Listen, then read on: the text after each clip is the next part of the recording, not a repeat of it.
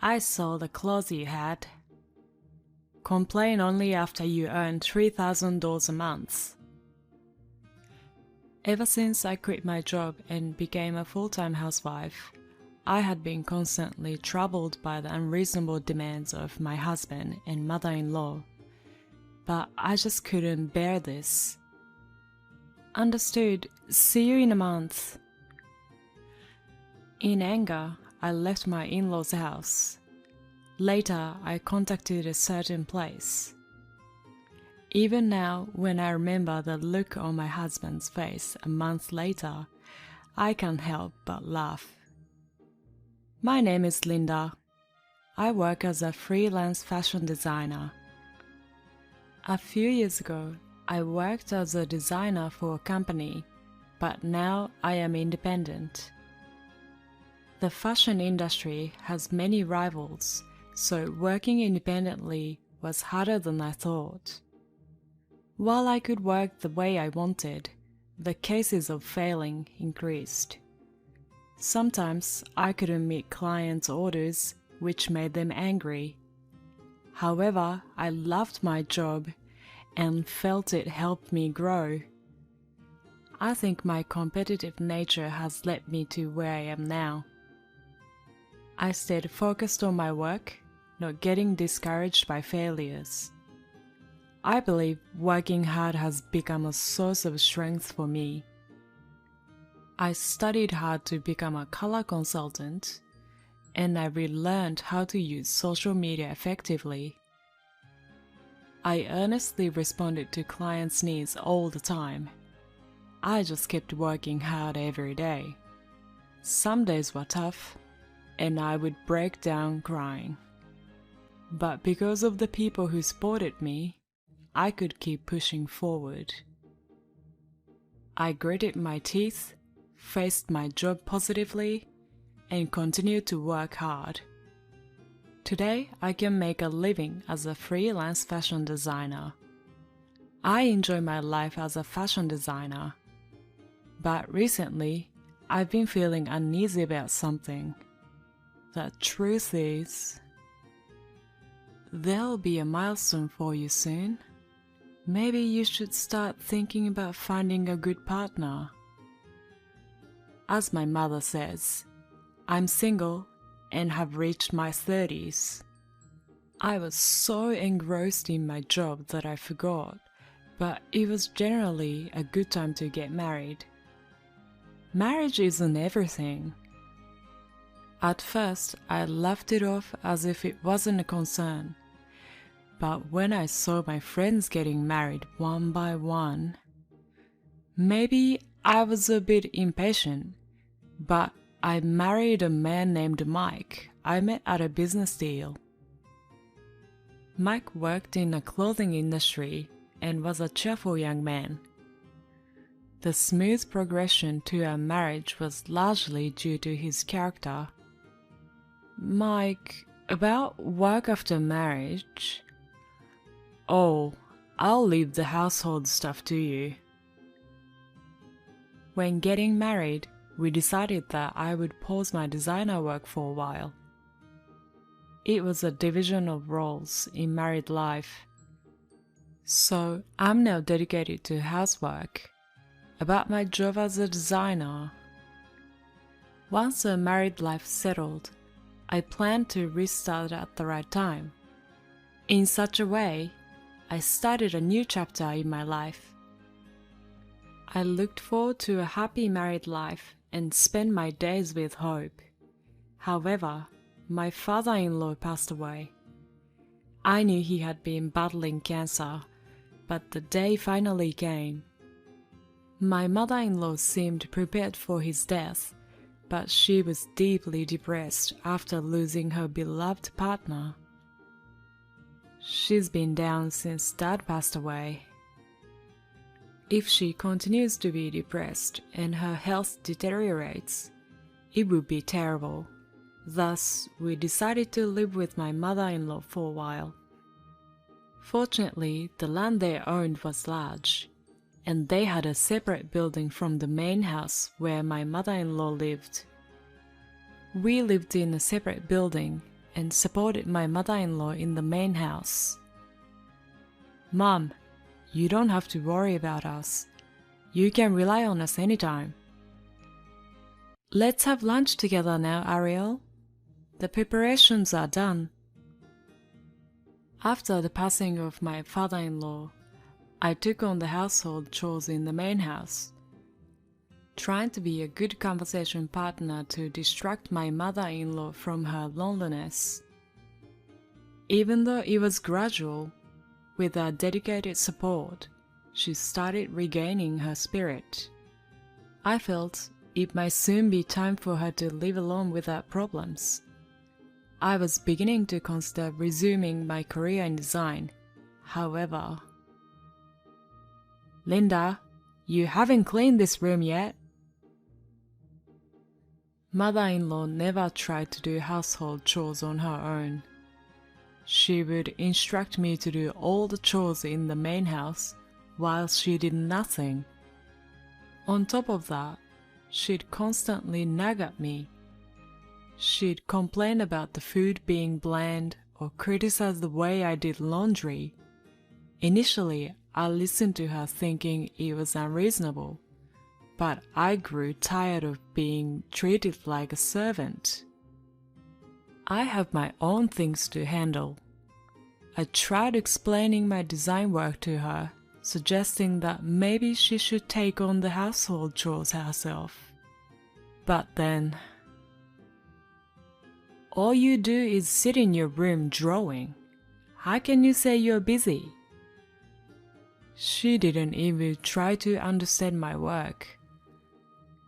To her, my tasks on the computer and social media posts seemed as trivial as a child's play. I never gave up trying to explain my job to her, but she'd kept saying, "No matter how complicated you make it sound, I won't be fooled." And, "You're just finding crafty excuses to avoid chores." When she responded that way, she'd turn away, not willing to listen. Every time I tried to explain, she'd label me a wicked daughter-in-law and get upset.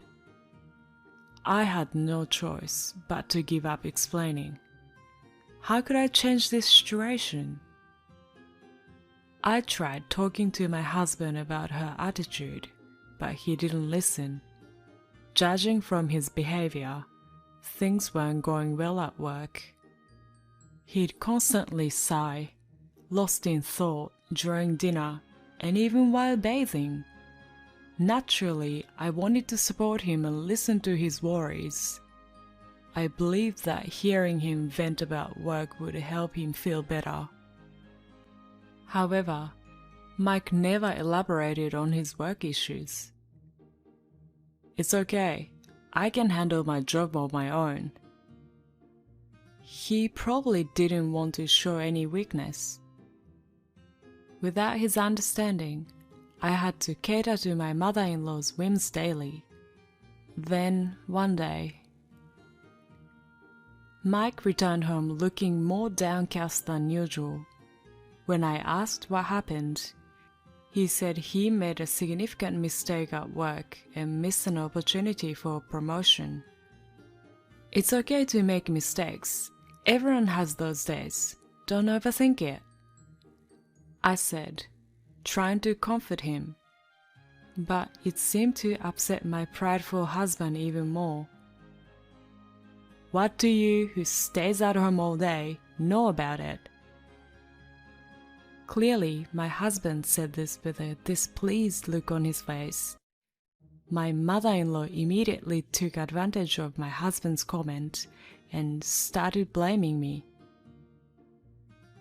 "Maybe Mike's work troubles are because you, Linda, aren't supporting him properly as a wife." I was taken aback by their baseless accusations. "I don't think so." I tried to defend myself, but neither of them listened. In the end, they decided I was at fault. After the conversation, both Mike and my mother-in-law became noticeably colder towards me. "Linda, start preparing dinner now."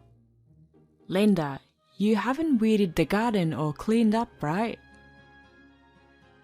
"Linda, please buy some flowers for the table." Her demands intensified, and she took more and more of my time. Even when I met her requests, she'd find minor things to complain about. "Linda, the way you're cutting these ingredients is not good, and the taste is too strong." "Linda, about the gardening, I'm not happy with where the pots are placed. Can you fix it?" "Linda, I asked you to order the sandwiches for this afternoon without mayonnaise in it. Go buy the right one." Fed up to the point where only sighs escape. I wish someone would praise me for enduring without snapping at my mother-in-law's provocations. Once again, I tried to consult with my husband to make him understand the current situation, but he defended my mother-in-law and didn't listen to my wishes. "Well, my mom's getting older, so maybe she relies on you and trusts you. Plus, you're not working, so if you have time, I'd appreciate it if you helped my mom." Mike still seemed unhappy about the previous incident. I knew he had a strong sense of pride, but I didn't realize he could be this narrow-minded. With this kind of life continuing, I struggled alone in my in-laws' house, exhausted both physically and mentally. One day, an event occurred that pushed me to my limit. On that day, I had some errands to run and went out into town. After finishing the errands and returning home, I opened the closet to put away my clothes, but to my surprise, I gasped and involuntarily exclaimed, "What's going on? My clothes are gone!" Yes, somehow, almost all of my clothes had disappeared. I rushed to the main house and I confronted my mother-in-law, who was leisurely sipping her tea. "Yeah, I sold your clothes." Without even waiting for me to ask her, my mother-in-law nonchalantly admitted the truth. Without any remorse, my mother-in-law declared, "My family's finances were tight, so I sold it to a buyer." My anger that had been building up erupted. I yelled at my mother-in-law furiously. The clothes she sold weren't just any ordinary item. They were precious clothes that I had designed as a fashion designer, painstakingly turning my designs into reality. Among them were pieces I had created during the time I was studying desperately. On top of that, selling someone else's belongings without permission is akin to theft. It was an unimaginable act. I vented my frustration, including all the past dissatisfaction, at my mother-in-law. But what are you talking about? A person who doesn't work doesn't need clothes for going out, right? Despite hearing my explanation, my mother-in-law showed no remorse whatsoever. My husband, who had overheard the exchange and joined us, predictably wasn't on my side. "If you have so much to say, then earn $3,000 a month, and then you can complain." Mike doesn't reprimand his mother's actions and seems to belittle me as if I'm the one at fault. Despite feeling intense anger towards them, I desperately maintained a facade of calmness. "I understand. Then let's meet again in a month." My husband and mother-in-law couldn't hide their surprise at my unexpected response. Without caring about their reactions, I prepared to leave my in-laws' home and swiftly departed. And then for a while, I decided to live in a hotel. It's actually smaller than my in-laws' separate house, but it feels much more spacious. I savor the feeling of liberation. While lying on the bed, I absent-mindedly checked my smartphone. There were multiple missed calls and messages from my husband and mother-in-law. Of course, I ignored them all. Just seeing their names on the screen was unpleasant. Feeling fed up, I threw the phone onto the bed. However, I had something on my mind, so I quickly picked it up again. From the phone's contact list, I found a certain contact and made a call.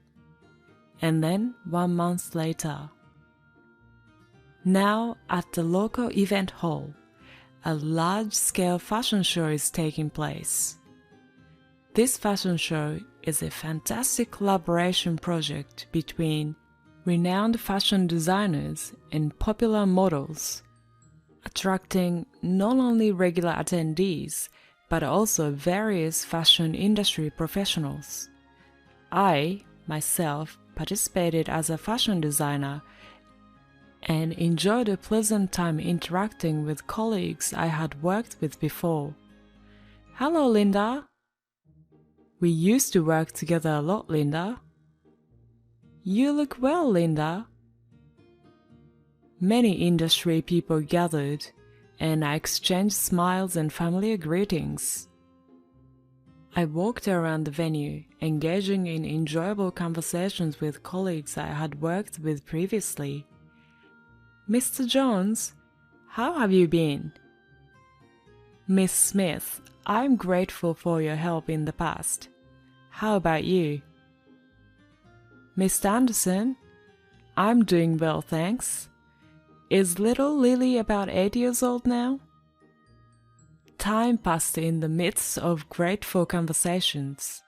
The topics ranged from small talk to recent industry developments, and of course, discussion about upcoming trends that piqued my interest. Just as the pleasant atmosphere began to settle in, a man tapped my shoulder without any consideration. Oh, you're here too? Surprised, I turned around to find my husband standing there. So, how are you feeling? Have you calmed down a bit? You're quite stubborn as well. You could have just replied to the messages. It's your choice, but it's about time you give up and go back home. My husband's attitude remained just the same as before. Even though we were arguing, I was disappointed to think that these were the words he used towards his wife after not seeing her for a month. I was so stunned that I couldn't say anything. And I had been brushing off my persistently following husband. Then a man approached us. Oh, do you two know each other? Good to see you, Mr. Johnson. Mr. Johnson was my husband's boss, an executive of the apparel company where he worked.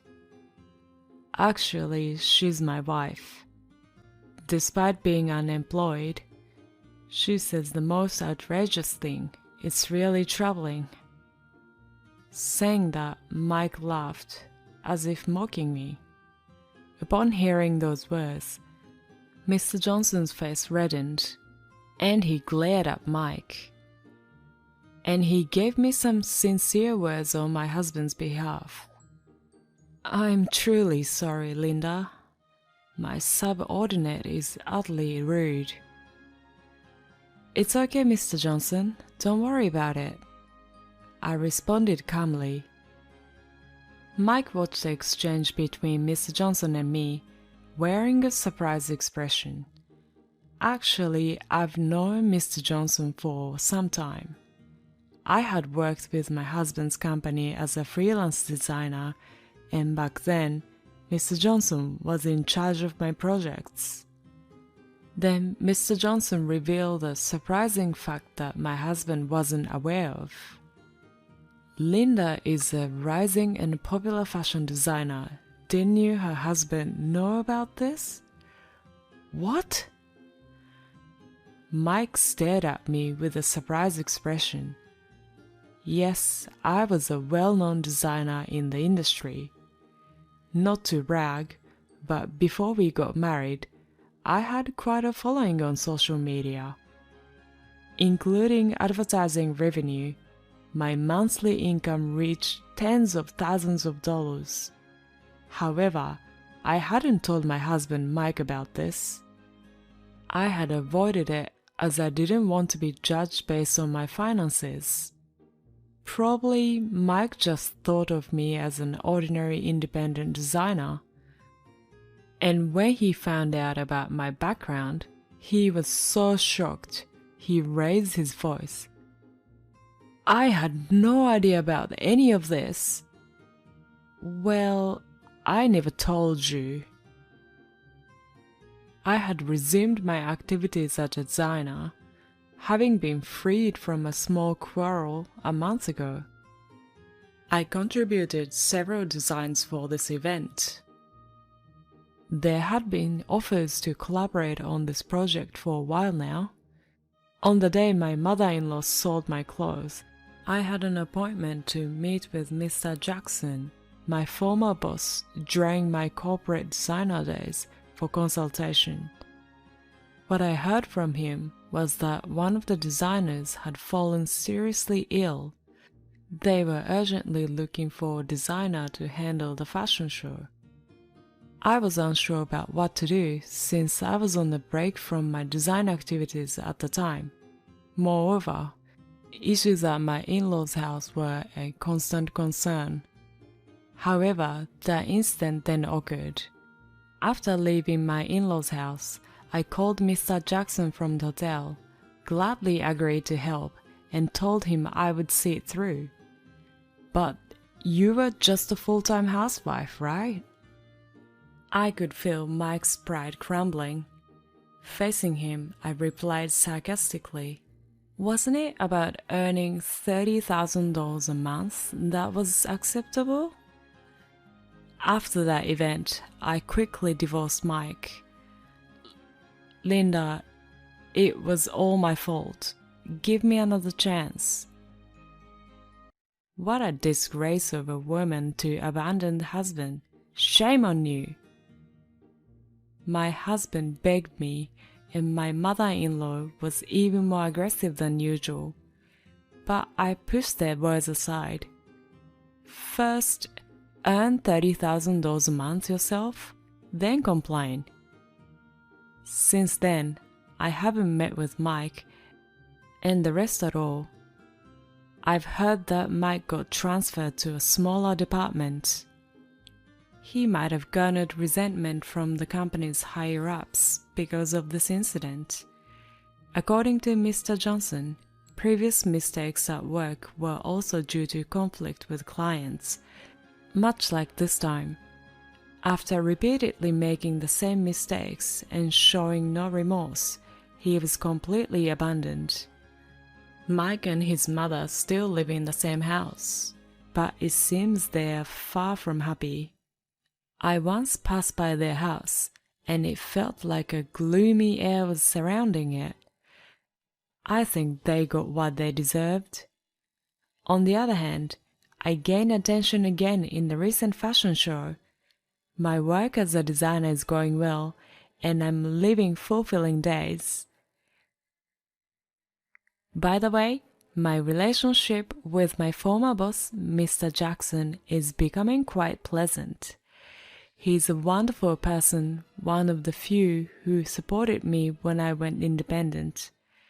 He could be a dependable partner in life. In addition to my design talent, I might have needed to refine my choice in men. While pouring passion into my work, I look back at my past, smiling.